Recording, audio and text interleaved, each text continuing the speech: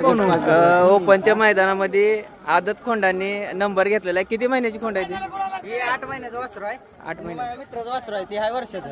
वर्षाचं 8 महिने. असंच रात्री बसलो आणि म्हणलं की बाबा आता आपण उद्या पळू. नाका नंबर येणं पण सरळ तर पळतेली.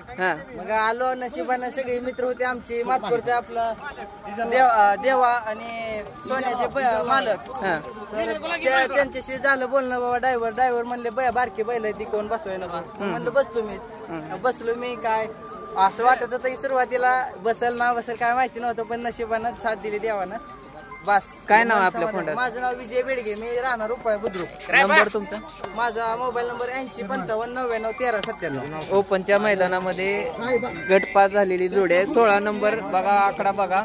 8 महिन्याचं खोंड आहे फक्त. आणि ही वर्ष सरकार आहे. ह्याचा लहान भाऊ सरदार आहे. ती तर ह्याच्यापेक्षा येड आहे म्हणून त्याला आणलं नाही मैदानात. खरं सांगायचं झालं तर बरं त्याच्यापेक्षा डेंजर आहे म्हणून त्याला आणलं नाही. नाद कधीपासून लागला बैल? आज मला 2 वर्षापूर्वी मी साताऱ्याला अकॅडमीत होतो, भरतीपूर्वक प्रशिक्षण करत होतो. तिथं मग आमच्या वेदांत अकॅडमीत 2 बैल होते. लगीन राहिना नंबरातली बैल होती. मग ती सांभाळ त्यांचं मीच करायचो. त्याच्यावर नाद लागला आणि इकडे गावाकडे आल्यावर ही साताऱ्यावरच आणलेलं वासरू आहे. त्यामुळं मला विश्वास होताच कधी ना कधी नाव करणार. घेताना काय बघून घेतलं? घेताना आपण काहीच बघितलं नाही. ही आमचे मित्र आहेत. त्यांना सगळं विचारलं. ही एका फोनवर म्हणली वासरू चांगला आणावं लागते. गेलो, त्यांना 22,000 रोख रक्कम दिली. येताना ह्या वासराची मागणी झाली 55,000 रुपयाला. तिथं ती पोरं नाहीत. निरंजन शेळके आहे का?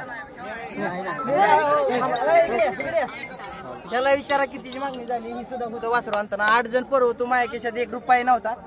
त्यानं दुसऱ्या पोरांनी येताना आम्हाला रात्री 9 वाजता वडापाव खायला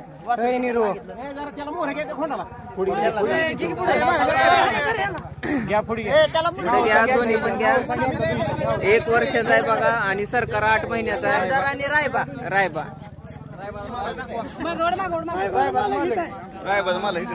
तुमचा नंबर सांगा. नंबर सांगा. Mobile number 97. मोबाईल कुठला पण चालतंय ना? चालतंय. कुठलं पण सांगा. 87 67 79 24 49. नाच करती का? यायला लागतं.